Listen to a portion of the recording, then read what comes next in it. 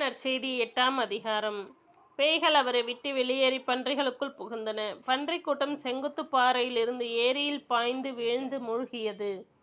பன்றிகளை மேய்த்து கொண்டிருந்தவர்கள் நடந்ததைக் கண்டு ஓடிப்போய் நகரிலும் நாட்டுப்புறத்திலும் அறிவித்தார்கள். நடந்தது என்ன என்று பார்க்க மக்கள் இயேசுவிடம் வந்தனர். பேய்கள் நீங்க பெற்றவர் ஆடை அணிந்து அறிவு தெளிவுடன் இயேசுவின் காலடியில் அமர்ந்திருப்பதைக் கண்டு அஞ்சினர். நடந்ததை பார்த்தவர்கள் பேய் பிடித்தவர் எப்படி விடுவிக்கப்பட்டார் என்பதை அவர்களுக்கு அறிவித்தார்கள். அப்போது கெரசேனரை சுற்றியுள்ள பகுதிகளில் இருந்து திரண்டு வந்திருந்த மக்கள் அனைவரும் அச்சம் மேலிட்டவர்களாய் தங்களை விட்டு போகுமாறு இயேசுவை வேண்டிக் கொண்டார்கள். அவர்கள் படகேறி திரும்பி சென்றனர். அப்போது பேய்கள் நீங்க பெற்றவர் தம்மை கூட்டிச் செல்லும்படி இயேசுவிடம் மன்றாடினர். அவரோ, உம்முடைய வீட்டிற்கு திரும்பி போம், கடவுள் உமக்கு செய்ததை எல்லாம் எடுத்து கூறும் என்று சொல்லி அவரை அனுப்பிவிட்டார்.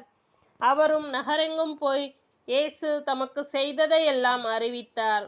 இரத்தப்போக்குடைய பெண் நலம் பெறுதலும் சிறுமி உயிர்த்தெழுதலும்.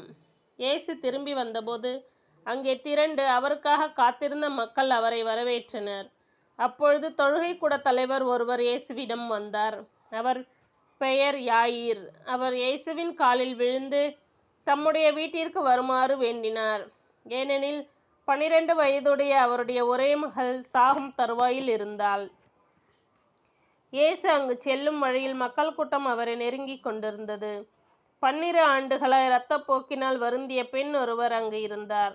அவர் தம் சொத்து முழுவதையும் மருத்துவரிடம் செலவழித்தும் எவராலும் அவரை குணமாக்க இயலவில்லை. அப்பெண் இயேசுவுக்கு பின்னால் வந்து அவரது மேலுடையின் ஓரத்தை தொட்டார்.